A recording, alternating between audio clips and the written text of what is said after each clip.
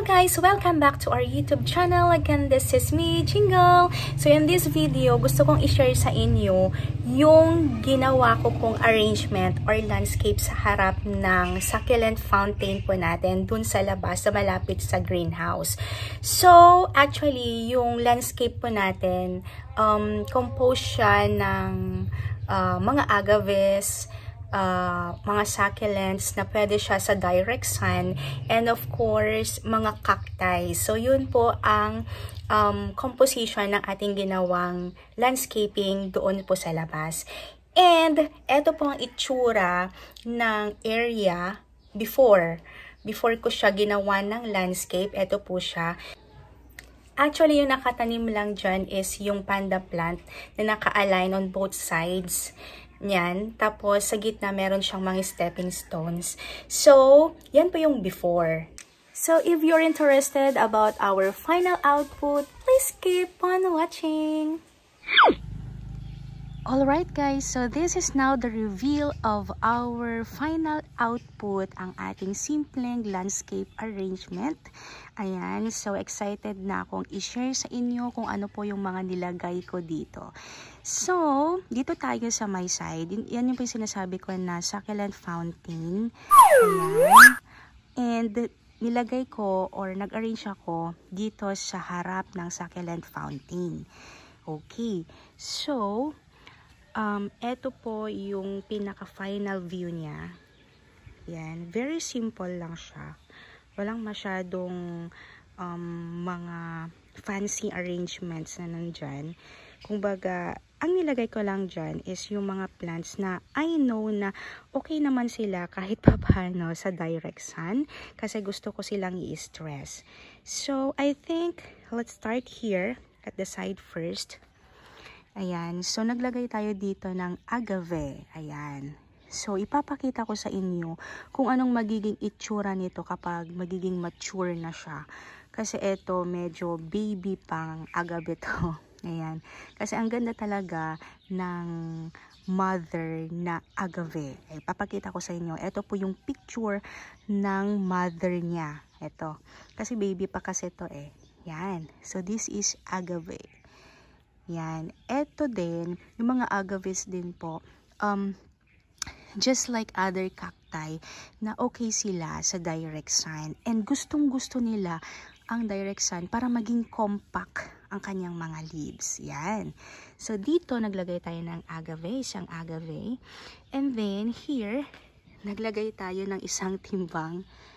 Si flapjack. Yan. Si flapjack na stress na din sa araw, and gusto ko pa siyang ma-stress ng masyado through sunlight, and kung ma-stress yan ng masyado, magiging red yan. Okay, so si flapjack, and here naglagay din tayo ng napakalaking si fire stick. Ayan, fire stick. Si fire stick po, wala po siyang mga leaves. Ayan, para siyang nakalbo na isang tree, ganon. Pero ganyan na talaga yan. Ganyan po yung feature niya talaga. Yan. Yan, napakalaki na po niya. So, this is the fire stick. And then, we also have here, may nilagay tayong napakaliit na opuntia. This is a cactus, guys. Yan. Meron din akong napanood na video na kinakain nila to. And, di ko pa na-try na kinain. Actually, pang lang to, pang paganda lang ng tahanan for me. Ayoko talaga siyang i-try na kainin, guys. Yan. And then, naglagay tayo dito ng campfire. Ayan, ouch. Si campfire na, what can you say, guys? Yan. Si campfire na namumula. Yan. Nilagay ko si campfire dito as indirect sun na po siya. Nilagay ko siya previously sa filtered sun. Pero ngayon naka-direct sunlight na siya. Kasi gusto ko talaga siyang maging super red. Yan. So, this is my campfire. Guys, kung gusto nyo maging red yung campfire ninyo, lagay nyo siya sa full sun, pero make sure na stable na po ang kanyang roots before nyo siya ilagay sa full sun para hindi po siya masunburn yan. And in here, naglagay tayo ng another agave. Oh, look. Diba ang ganda ng ano niya? Ganda ng tawag dito ng pagka-design ng agave na to. So this one is different from yan. Magkaiba sila. Pero same family ng agave po ito. Tingnan nyo yung leaves niya, guys. So yung leaves niya, meron siyang lining na white. Ganyan. Para siyang variegated tingnan. And napakaganda din to sa mga arrangements or landscape kasi sobrang nag-i-stand out talaga yung arrangement mo kung merong ganito. For me lang ha. And be careful lang kasi napakatulis ng kanyang tip. Ayan, napakatulis ng kanyang tip. Masusugatan ka talaga or matutusok ka talaga. Pero as you can see naman, oh. Diba? Ang ganda. Yan. Diba? It's so beautiful. And in here naman, lakad-lakad lang tayo pag may time. Yan, dito, naglagay po tayo ng isang dish garden of succulents. So, ipapakita ko muna sa inyo yung focal point. So, this is the focal point. Yung pinaka-center po, kung baga, ng landscape natin. Ito siya. Oops. Yan. Yan.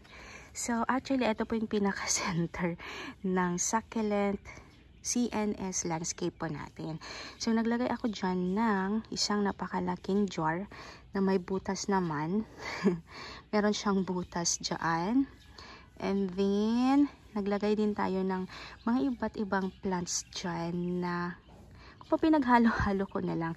Actually, yung design po na nandito, wala talaga siyang layout. Di ko siya ni-layout prior ng ating ginawa na to. Kumbaga, kung ano yung maisip ko, yun na lang yung sinasalpak ko dyan. So, we have here, yan. So, this is a jar. Napakaganda kasing i-centerpiece yung jar. And naglagay din tayo ng another opuntia dyan, isang cactus, and we also place here a coral cactus. Yan. Si coral cactus, ang ginagawa ko sa kanya, trim ko yung kasi yan, for example, ito, pwede ko na rin siyang i-trim. Trim ko yan, ikakat ko yan. Kasi, tataas kasi yan, magiging straight yan. Eh, gusto ko kasi yung coral cactus, ganito lang. Pero yung mga ganito niya, hindi ko siya tinitrim. Yung mga pataas lang siya na ganyan. Yan lang po yung tinitrim ko. So, this is another cactus, coral cactus, and mother of millions. Nakalagay na talaga sila dyan. Yung mga mother of millions natin. Okay. So, dito, sabi ko nga, naglagay tayo ng dish garden of succulents. We have here Fred Ives. Yan. Meron din tayong si Panda Ear, si Harry Watsons, si Super Bomb. Meron din tayong napakaliit na si Campfire, si Banana, si Adolphi, si Laxiflora, and si Aptinia. So, dyan muna kayo and sana makasurvive kayo dito sa ating walang ka-filter na sunlight.